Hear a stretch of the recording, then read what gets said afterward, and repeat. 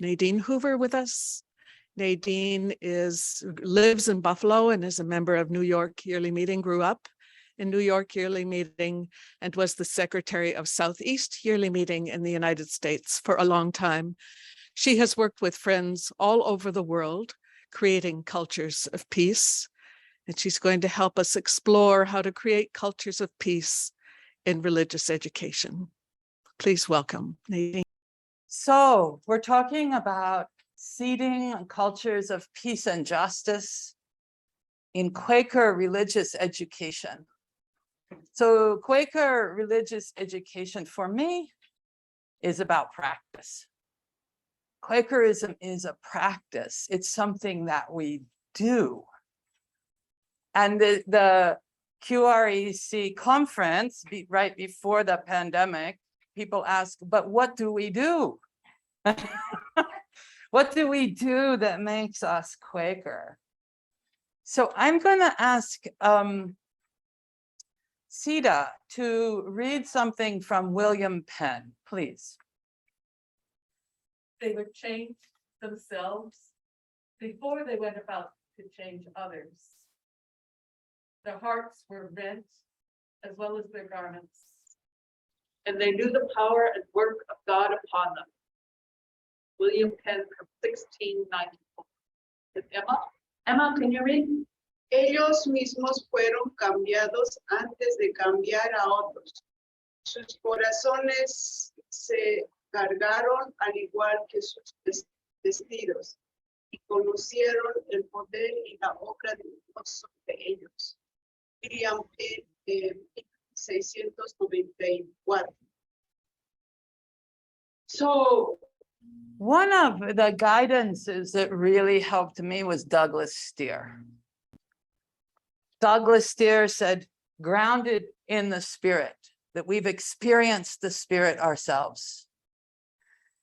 That speaks to our human condition, and that we yield and let it guide and shape our lives.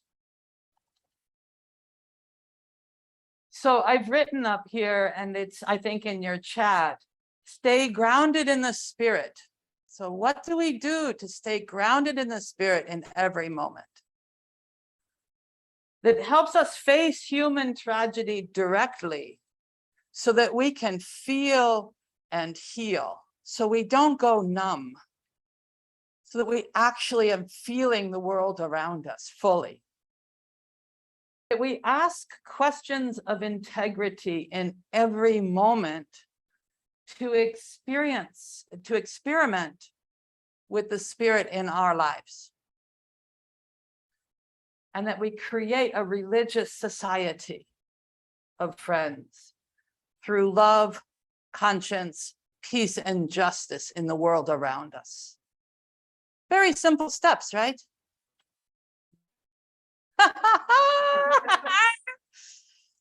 Worship, heal, transformed lives, and witness. With children, but children teach us what we as adults really need. Keep it simple. So I want to walk through some simple things and follow this pattern.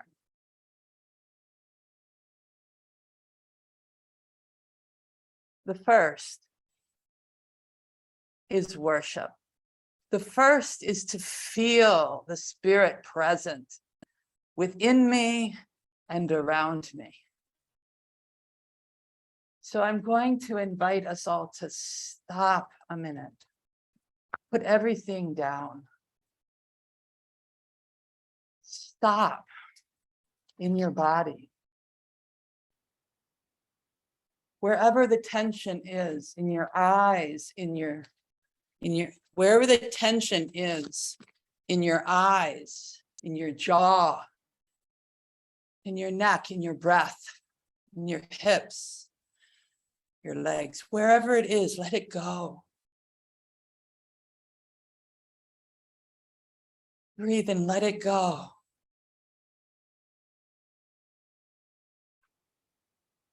Your brain is a muscle. Let your brain relax Let it go.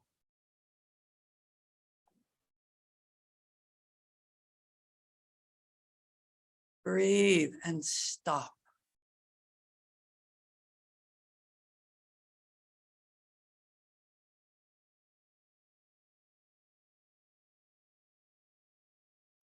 And as you breathe in, feel the spirit, feel this incredible gift of life. Breathe. It's a miracle. It's a miracle in every breath. We can do this regularly. Just stop and notice the miracle of life. Notice your heartbeat.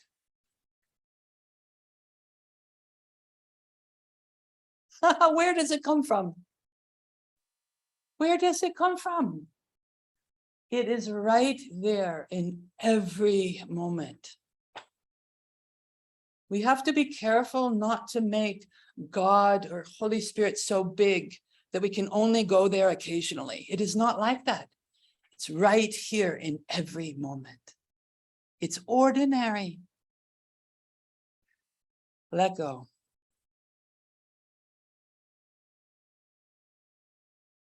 And let the Spirit fill you.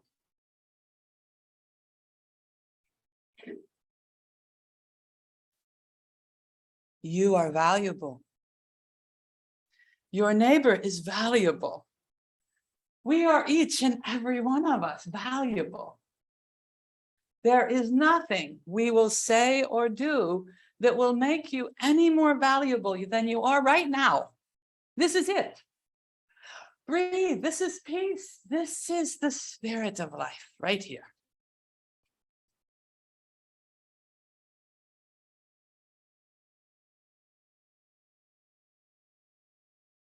Spirit, I adore thee. Lay my life before thee. How I love thee. Spirit, I adore thee. Lay my life before thee. How I love thee. Feel the Spirit among us. When I am in that place of God in me, and you are in that place of God in you, we will find ourselves united. We will find ourselves one humanity and one people.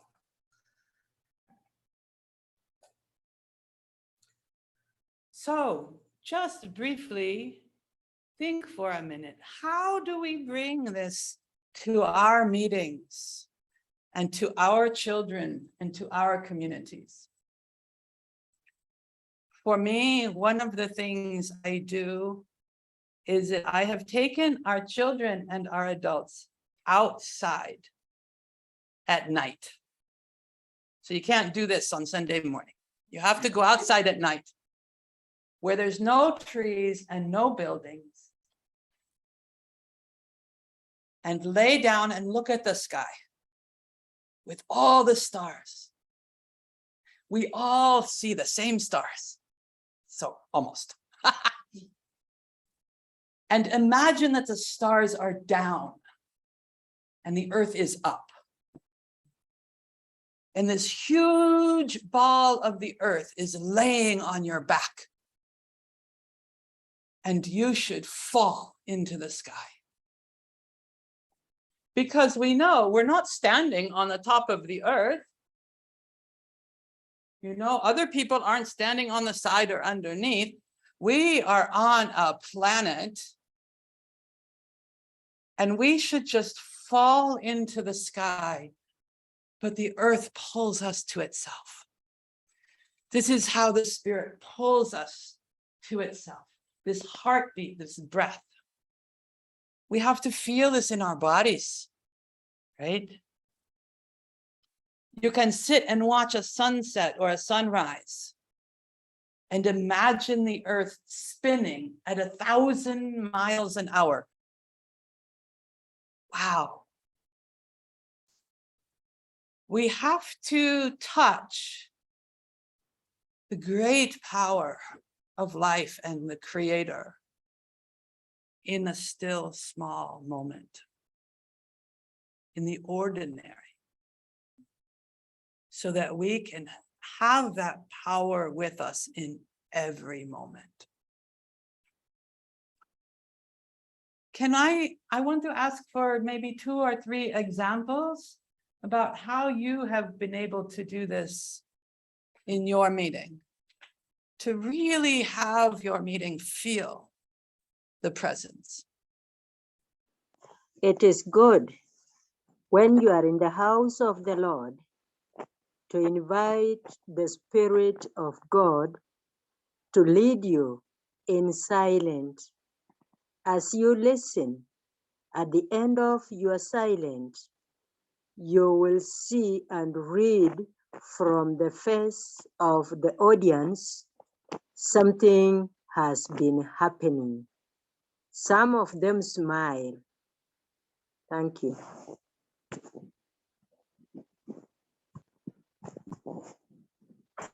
Yes, go ahead, Lynette. Let's sing a worship song, we raise up our hands, and we devote ourselves to speaking to God, and we really feel the presence. Thank you. Peter. My friend's meeting the last summer and this summer has had outdoor worship as well as indoor worship. And I didn't think I liked outdoor worship because I thought it would be distracting from feeling God's presence.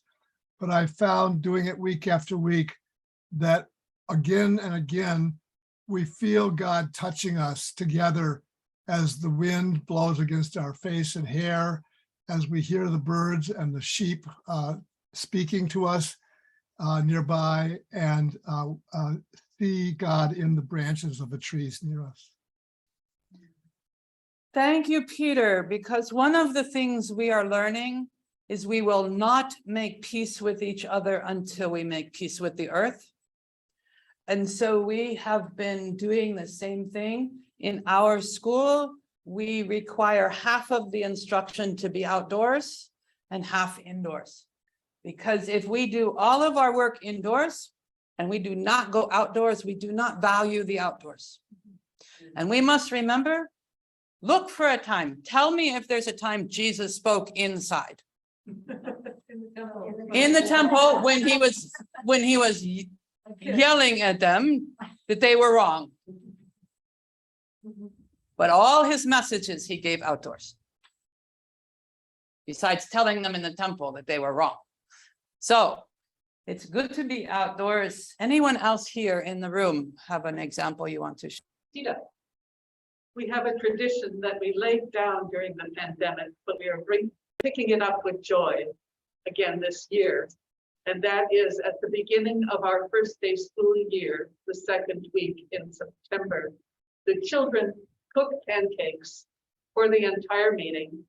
Everybody eats pancakes outdoors. And then we go into worship and in religious education. But the children begin the year by serving the meeting, and they just love it, and so does everyone else. Thank you. So I want to lift up for to notice it's good to celebrate the Spirit. That's a really, it gives us strength. But we need to also find ways to find that power in the ordinary moment. Or what we do is we teach ourselves that the Spirit, we will only feel it in the special time. And that is not Quaker practice. Quaker practice is to feel the Spirit in every moment. And so I really challenge us and lift up the opportunity. How do we practice that with one another? And so this experiencing the Spirit, sometimes it's in the glorious, the mountaintop moments. Sometimes it's in the all is well, the community together, the potluck, the food, the laughter, the singing. This is good.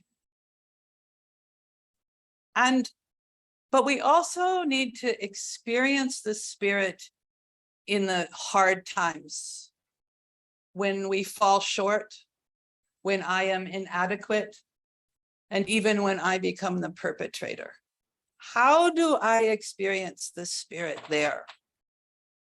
So early friends talked about convincement, that we had these great experiences of the Spirit, or these beautiful experiences of the Spirit, and we are convinced. You know, I've met Leanne. I know that Leanne is real. And when I leave and somebody says, Leanne's not real, she doesn't exist, I'm like, I'm convinced. I met Leanne. I know that Leanne is real. And I'm just convinced there's nothing you can do about this. I have met the Spirit.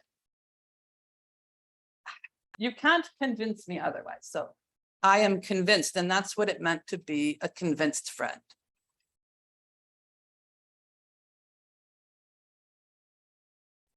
But then the next part was conviction, that friends were convicted, that we felt the Spirit in the hard times, where we are broken, where we fall short. And this is the gift. This is the gift, because this is where we experience the Spirit beyond my own ego. If we didn't have failings, we wouldn't be able to tell the difference between God and our own ego. So thank you. Thank you for mistakes. So if you make a mistake now, everybody cheer. Everybody cheer. Say, yay! Yay! I made a mistake.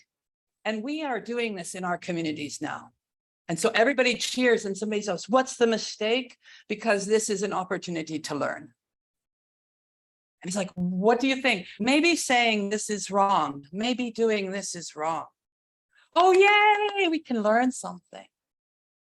If we have weaknesses, yay, because I genuinely need you. I am weak. This idea that find your weaknesses and then fix them, no. We have strengths and we have weakness like our own hand, and they fit together and form community. If you have a weakness, be very quick to share with your community.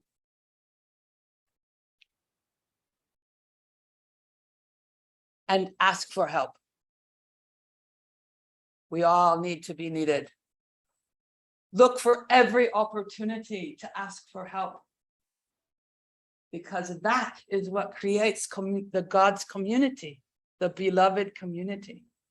Yay, we have weaknesses. Yay! And we have failings. We fail. And that's where we learn compassion and humility. So be grateful for failings. And what I want you to do is to think about a couple skills that we need to better face the hard times. There are two jobs. We know a lot about being a good listener. We need to stop what we're doing, turn and face someone, be curious, follow what they're saying. But when it's hard times, we need to be more than a good listener. We need to be a good companion. And a good companion is when I can stay relaxed and non-anxious in the Spirit in me. and that remember that the other person is good and capable and has the Spirit in them. So when emotion goes up, don't go up with it. Come down into the Spirit in you and remember the Spirit in them, and they are free to have a big emotion. If somebody's having an emotion, say, that's good, you're safe here, go ahead. Your pain can't hurt me. You can share your pain. It's okay. And stay in the Spirit in you and remember the Spirit in them. So I want you to practice being a good companion. And I want you to practice expressing emotion. So if you have a hard time expressing emotion, that is usually a sign of privilege. People who are oppressed have a lot of emotions and they spill out all the time and they learn how to cope with it. People of privilege do not show emotion and are terrified of it. So I want to invite us to all practice showing emotion. And I want us to practice a sound. I want everybody to practice the sound of grief. Just out loud, make the sound of grief. Oh, oh, oh, oh, lamentation. Think of the human tragedy. Oh, oh, oh, oh, we need to be able to lament together. It's okay. There is great tragedy. I want us to make the sound of fear. Make the sound of fear. Fear shakes. Fear shakes. I want you to make the sound of anger.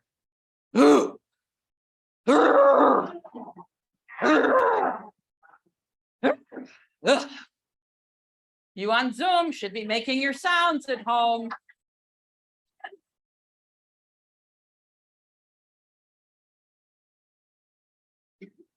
I want you to make, this is a strange one. Laughter is a strange one.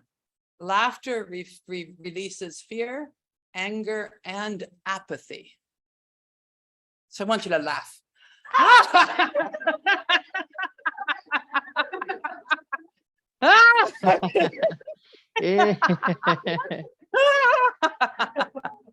Oh, okay. Feel your body right now. Do you feel more alive? We are given emotion for a reason. Don't be afraid of it. So I want you to go into partners, and I'm going to give you 6 minutes. I want you to take one person is going to be the good companion, and the other person is going to take time and just notice feelings. And as they come up, just make sounds to let them out, release. Don't notice feelings and keep them inside. That will make it worse. So if you're not going to make sounds, don't do this exercise. Notice feelings and feel what out. You can make sounds and you can move your body. Let them out. Let the feelings out. Choose who goes first. One person practice being a companion, and the other person practice just letting emotion out of your body. And if you get stopped, if it stops, just wait and see what else comes up during your time. Okay? And then we will tell you when to stop, and we will bring you back and do a grounding, and then we'll.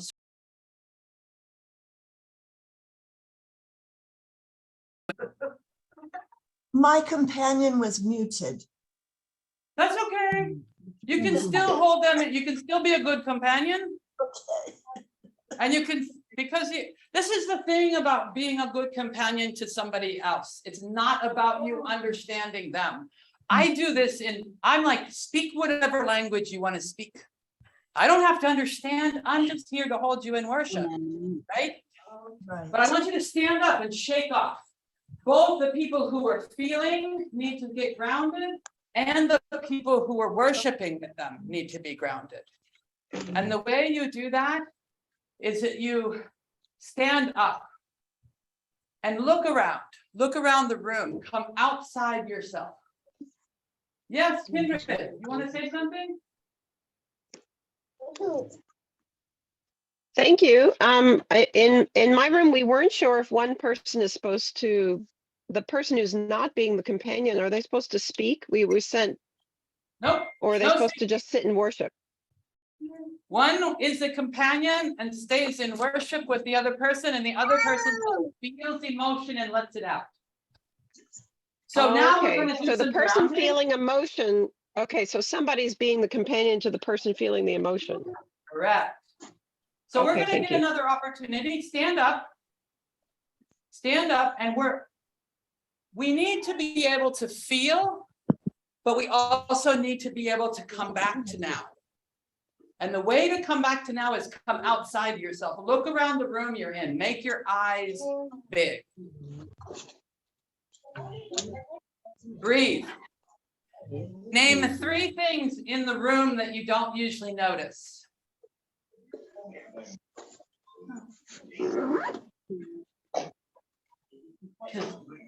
Name them out loud. Exit lights. The pictures are falling underneath the table. We got it. There's an exit sign. So grounding is bringing ourselves back to this time and place. Sometimes if we're in a group at meeting with the kids, I chant, that was then, this is now. So chant with me, that was then, this is now. So I talk to kids about war. I mostly work in war zones. And kids can do a lot, but you have to bring them back to the present. You can't leave them in the story. And so we get up, we move around, and we go, that was then, this is now. That was then. This is now. That was then. This is now. Ah, here we are. Standing up, walking, running is very grounding, but also moving to a different seat. So everybody in the room, I want you to stay in the same pair, but go to a different place. And notice how refreshed you feel just by changing your place in the room.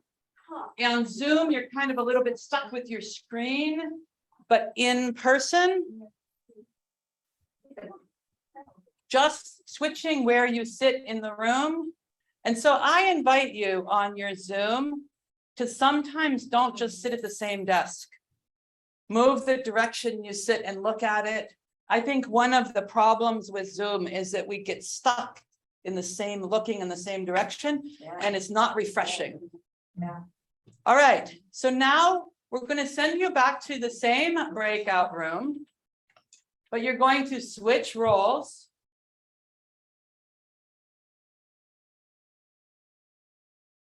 Let's stand up, everybody stand up and get grounded again. Woo, woo, woo.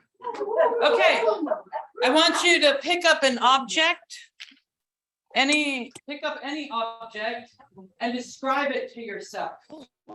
Like, say what color it is, what texture it is, say it out loud, what shape it is, how you use it.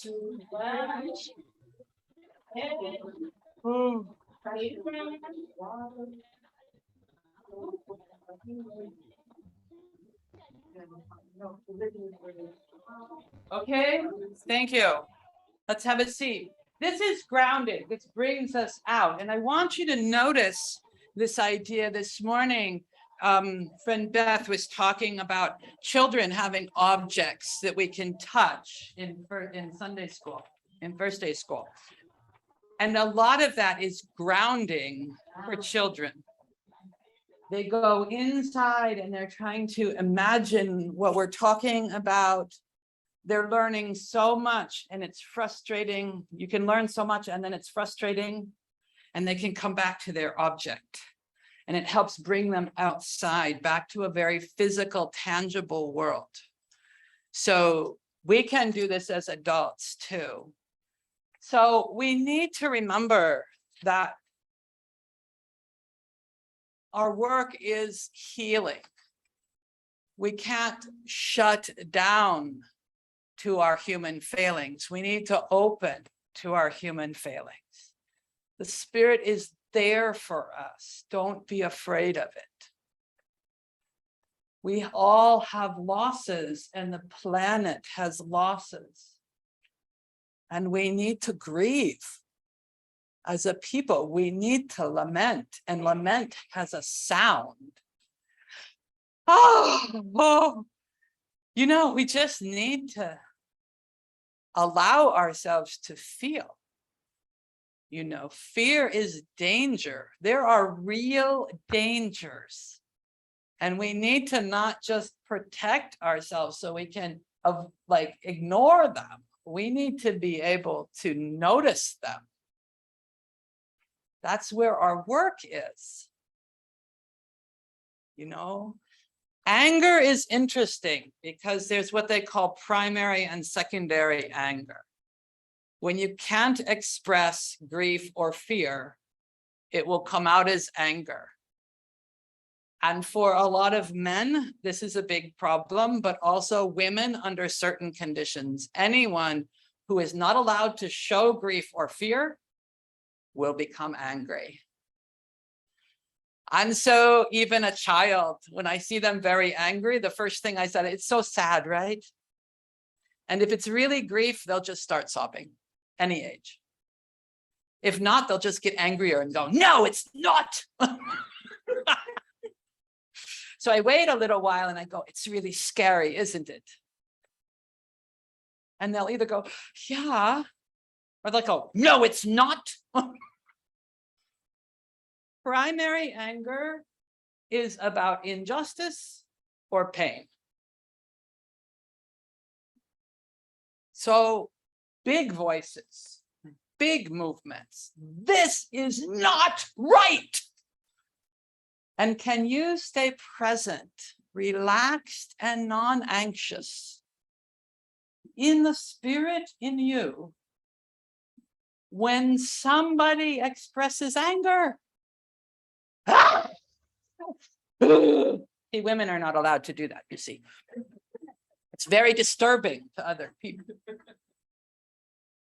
Let it go, let it go, let it out, let it all unravel, let it free, and it can be a path on which to travel.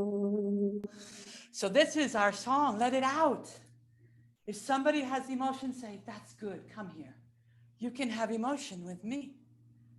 This is a good place to have your big emotions. And sometimes we have a time, special time with children.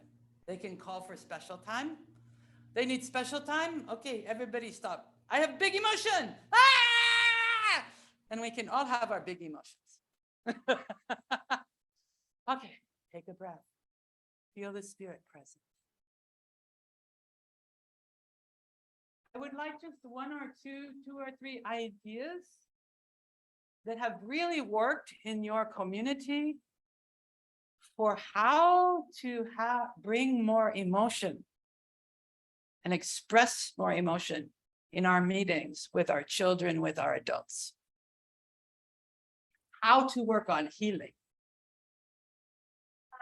I find that what helps, especially with my siblings who have a lot of big emotions, and in our bigger meetings, not trying to fix it, just sitting with it and just sitting in the discomfort and just hearing them out and not trying to be like, so how are we going to go about fixing your sadness or fixing your anger? Just being like, okay, I hear you. I'm going to sit with you until you feel better. And that really is kind of, it's grounding for them, but also it's more relaxing for you because you're not trying to like just make them shut up in any way. You're just accepting that they're having an emotion and that they're having the same level of motion that you would have in a much bigger body and a really tiny body. So it's a lot more overwhelming for them. I'm gonna wait for the translation, but can you stay standing a minute? Yeah. I'm gonna wait for Brucey. And I want to know what helps you, Alma, to be present with them without catching their emotion. How can you stay in the spirit and you while they're having their big emotion? Just, I think for me, still as a young person, just understanding that I'm still pretty close to that, and I'm not very many years away from how that felt. So then I'm still really able to tap in and go, well, that would have been nice for me to have when I was little. I would have felt really held and heard, and just kind of bringing my own experience to that, because I was not given that same space. And I think that gives me a lot of perspective to give that out to other people. Thank you. I think in my mind that I want to respect them and I don't want to steal their emotion. I'm not going to have their emotion bigger than they have their own emotion, that this is their time. And I'm going to respect that. And I know that they are good and capable. I know the spirit is in them. Out. And when it starts to wind down, ask, what should we learn from that? Because emotion is there to teach us, to guide us. We can hear the spirit in those moments. Yes, that's, I can't read it. Annie. Annie. Oh, Annie, hi. Hi, everybody. I'm joining in here and I'm really loving this so much. I was a teacher at a friend's school for many years, and while I was teaching there, I found that, you know, some of the kids would come to school just, family problems, feeling scared, feeling nervous. And the wonderful thing for me was that I had already learned some of these tools. And I feel like one of the best things that happened in the school environment was for the kids who had so many emotions bottled up that they just seemed almost like numb.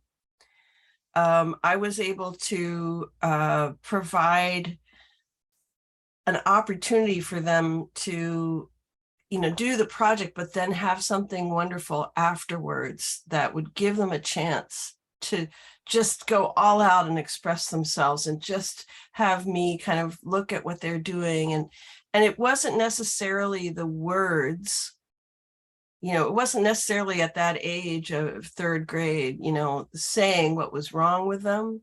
It was more body. It was more just being able to get, hey, when we're done this project, we're going to do this thing. It's going to be movement. It's going to be play. It's going to be expression. And I'm gonna pause you, Annie, for Bruce to catch up. Sure. Okay, she's good. Keep going. Yeah.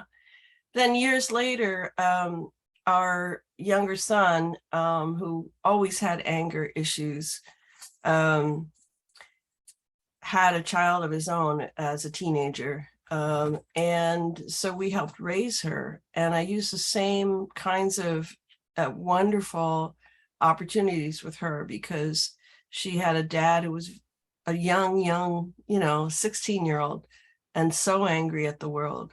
And her life, she just needed to feel some kind of feeling, whatever it was.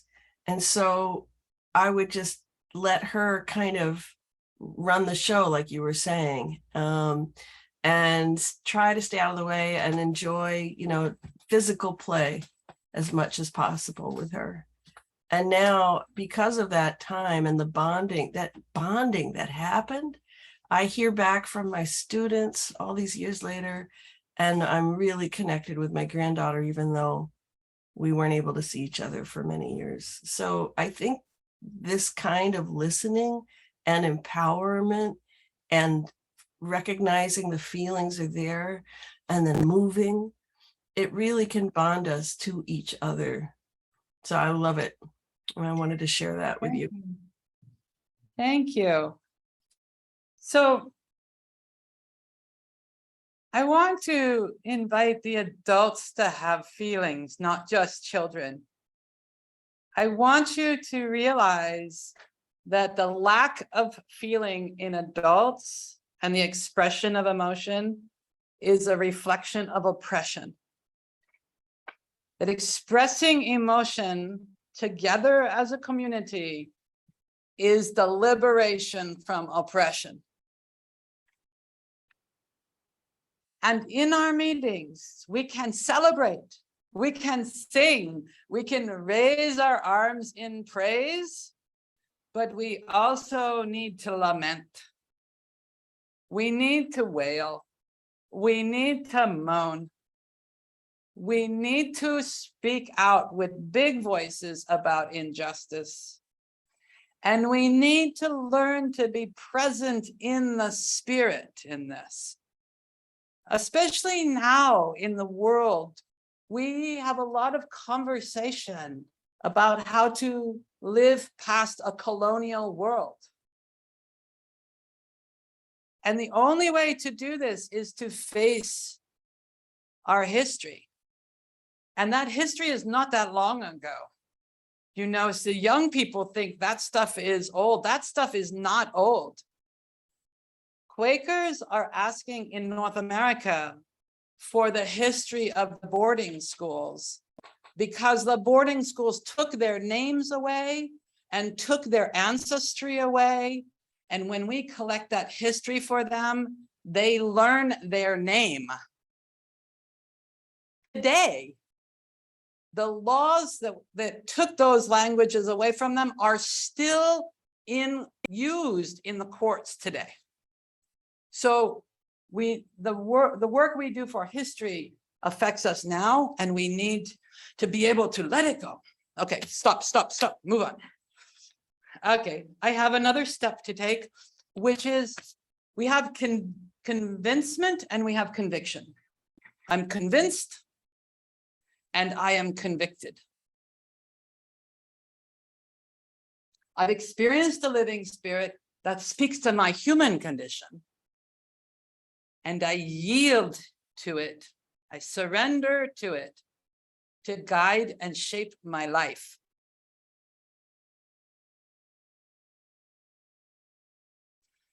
This is not what Quakers talk about leadings. It's not looking for a truth that looks good on me, that suits me, that fits me well. It's not about that. It's about the truth that is working in me, the truth that is working on me. And most of the time, it does not fit us. It does not come packaged to my size.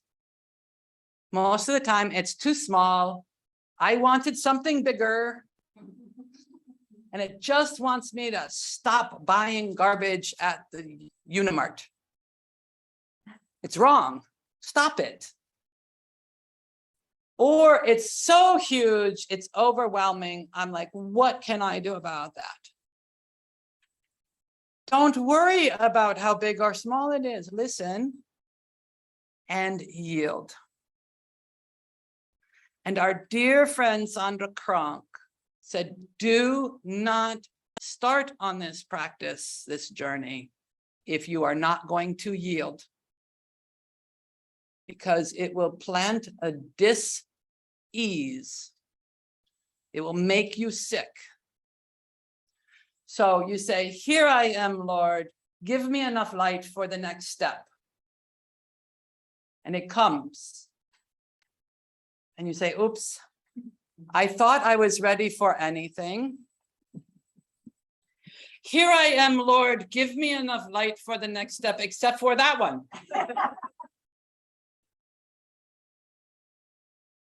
The truths that you are ready for, you already are doing. What's going to come in that still small voice is something that is not convenient. It's not quite what you want. It's not what you would choose, but it's true. Yield. So we have two questions we begin with. What is the truth working in me? Or what do I need to have or let go of in order to stay aware of the Spirit in every moment? Not just on Sunday, not just when I choose, but in every moment. What do I need to have or let go of in order to feel the Spirit in every moment? What is the truth that's working within me? We're going to, I don't remember how much time, 2 or 3 minutes each, right? Yeah, we can put them in for 6 minutes. So we have 7 minutes. Yeah, so 3 minutes each. We're going to give you, we're going to go into pairs again. And I want one person to be the good companion. Stay in the Spirit in you and remember the Spirit in the other person. Very active being a good companion.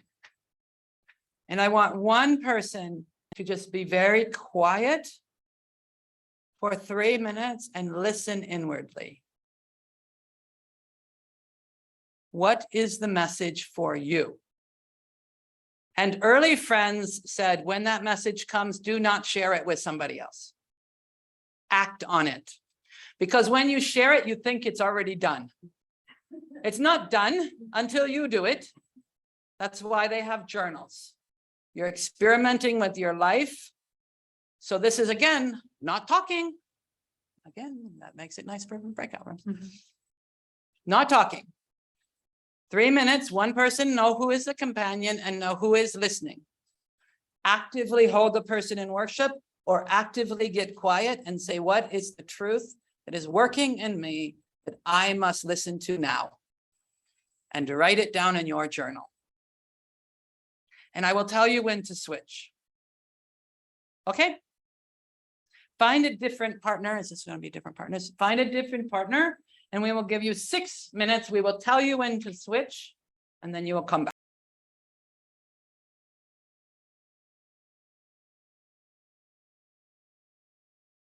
Just another comment or two about what that was like for you.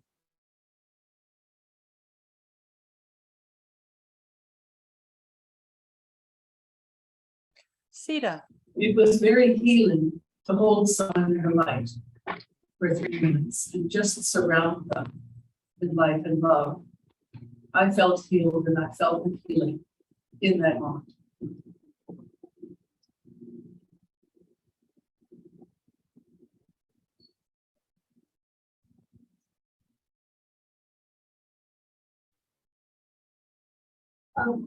Ann Arbor, or part of the Ann Arbor meeting, and one thing that's this image that has been occurring to me all morning is this cage of words and trying to open the cage of words and emerge from it, and then the words coming back in. And there was something very interesting about that moment of like, okay, now write it down. And there was a part of me that resisted in this sort of moment of like, oh, but I was doing so good at not being in the word cage. And that sense maybe in me too, that I use words to control and constrain, and some part of what is powerful for me about letting my body make sounds and move instead of trapping things in words is that it's a different somatic experience. So I'm appreciating that, and also then the part of me that clearly hungers for it so much so that when I'm allowed to put things back in words, it's saying, not yet, right?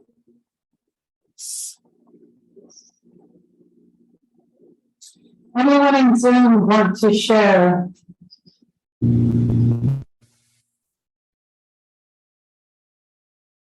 Yes, Crystal.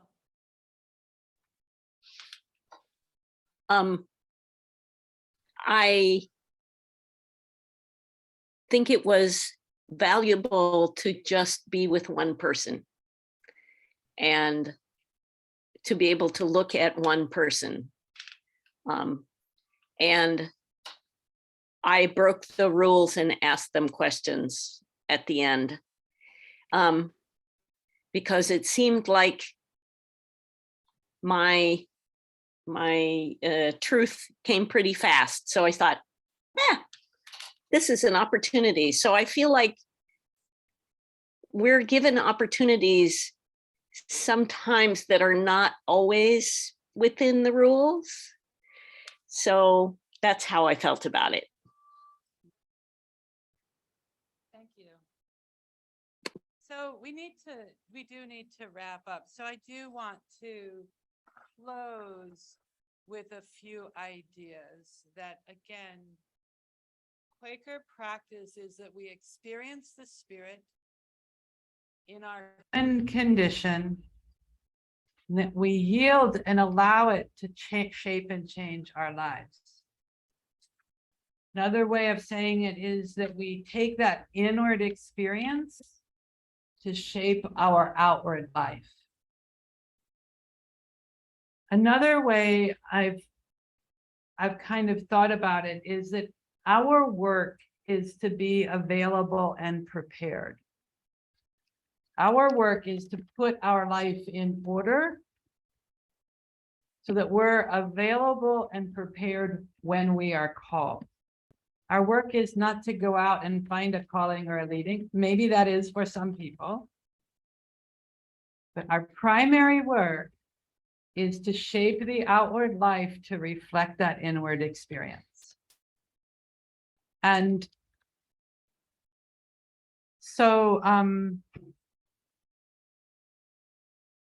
we are the religious society of friends.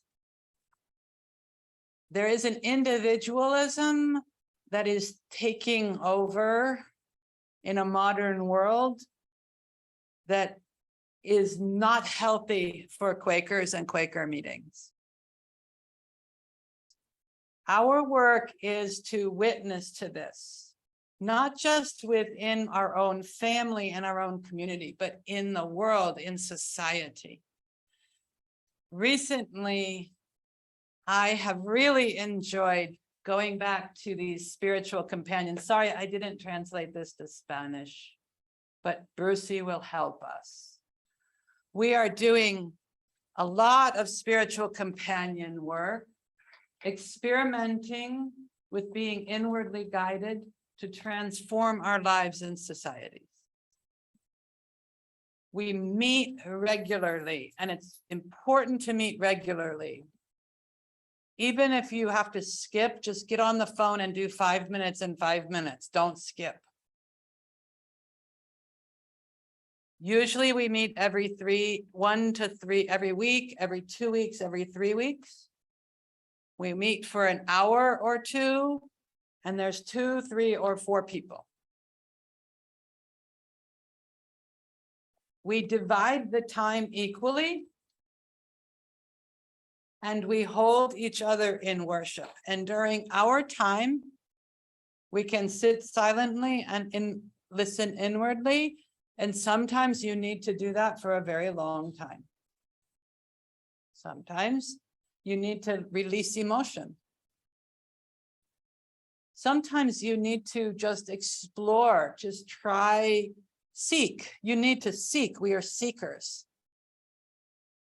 When you're seeking, when you're speaking, don't try to make sense to the other person. My job is to not make you understand what I myself don't understand. My job is to seek, and we can speak in our spiritual companion group and don't make sense to somebody else. When it becomes clear, we will be able to speak it clearly. And then we ask for feedback. We ask for reflection and feedback.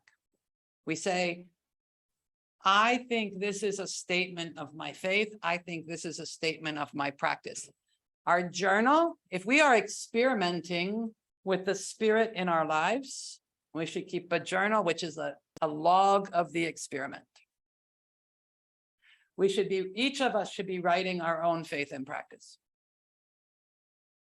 You should have a journal as a Quaker. It is like Nadine's faith and practice. No, not Judith's faith and practice, or Andrew's faith and practice. And you should be writing statements that are guiding you in your faith and your practice now. That's why so many early friends had journals. And when you find one of those things, you ask your companion to read it back, to say it back to you in your own words. Because when we hear it back, it comes into a different part of the brain and we say, ooh, yuck. No, not that. Or we say, wow, I said that. You need more time. But if it's just, yes, that's it, then you ask for feedback. And there's only one thing in feedback. Can you feel the life and the power of the Spirit in it? Does it ring true? Not do I like it? Not do I agree with it? And not even do I understand it? I could be sitting there thinking, I don't understand this at all, but that's not the question. There's only one question. Do I feel the life and the power of the Spirit in it? Period. And that's the feedback we get. If we are inwardly guided, the difference between being inspired and being neurotic are two things. Clinically, we're talking clinically, two things.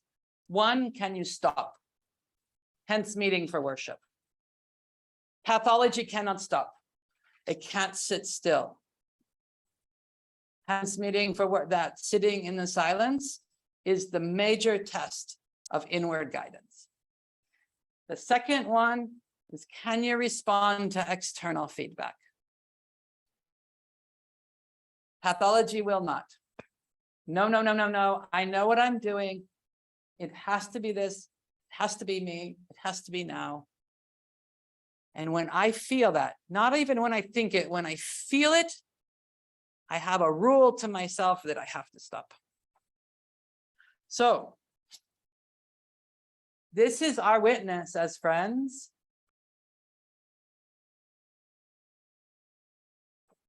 And we get to be the people that people say their yay is their yay and their nay is their nay. And that means if you ask a practicing Quaker, is this true or not? Is this right or not? If they say yes, it turns out to be true. And if they say no, it turns out not to, because we experiment with everything in our lives. Last thought. I had the director of a Quaker organization at an exit interview. And I said, the thing I don't understand is, why do people get so upset when we ask a question of integrity? And she said, because it's offensive. You don't question people's integrity. That's natural. And I said, no, that's trained. As Quakers, we ask ourselves and others questions of integrity in every moment. And she said, no, that's offensive. I said, no, that's Quaker. So we need to be more vocal with our families, our friends, and our work and our communities. We need to understand that that people are being trained that that's offensive. And we need to say out loud, that's not offensive. This is called being a conscientious person. We together as a society need to ask questions of integrity. Thank you so much for the time together. Any closing comments from friends? Oh, we have, yes, Sarah. Thank you. That was wonderful. I loved it so much. I'm so happy to be here. Hello, friends. Yes. That has been so nice. That has been so good. And we have been encouraged so much, especially in Kenya. Thank you so much. Yay! Woohoo! Yay. Love. I have been enjoying and I've been following you so much.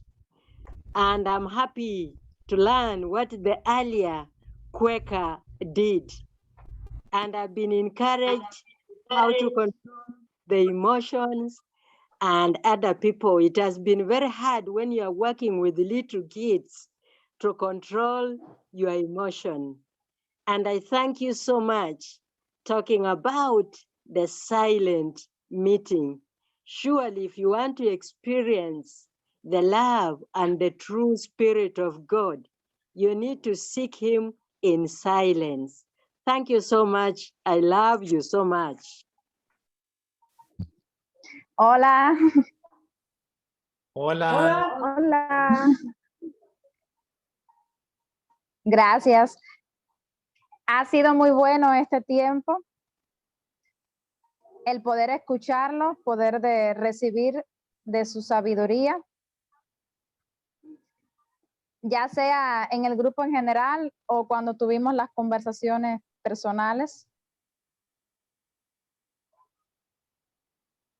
Es importante saber y poder exteriorizar nuestros sentimientos, porque a veces estamos en silencio, no porque lo sintamos, sino porque reprimimos las emociones y tenemos que aprender como maestros a expresarnos y también a recibir de los niños y poder entenderlos mejor y poder trabajar en sanar nosotros para poder también ayudar a sanar a otros.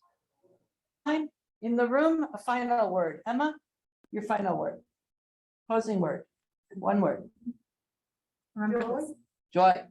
Friend said joy. Courage. Truth.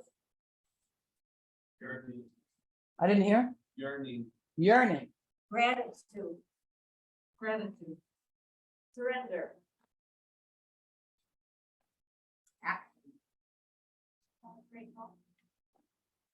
It's not in here, but Joy. Can you read from the chat line? I can. Let me switch my microphone. Friends in the chat said, I love you, joy, gratitude, bless, love, truth, peace, gratitude, heartwarming, hope, grateful, cuidarnos, joy, paz, grace, and leadings. Okay, I've got that joy, down in my heart. Where? Down in my heart, oh Lordy, down in my heart. I've got that joy, down in my heart. Where? Down in my heart to stay. I've got that peace that passes understanding down in my heart. Down in my heart, oh Lordy, down in my heart. Got that peace that passes understanding down in my heart. Down in my heart to stay. I've got that wonderful love of my blessed Redeemer down in my heart. Down in my heart, oh Lordy, down in my heart. I've got that wonderful love of my blessed Redeemer down in my heart. Down in my heart to stay. I've got the joy, down in my heart. Down in my heart, oh Lordy, down in my heart, I've got that joy. Where? Down in my heart. Down in my heart to stay. Thank you, friends. We love you all. Send love around the world. Love, conscience, peace, and justice for everyone.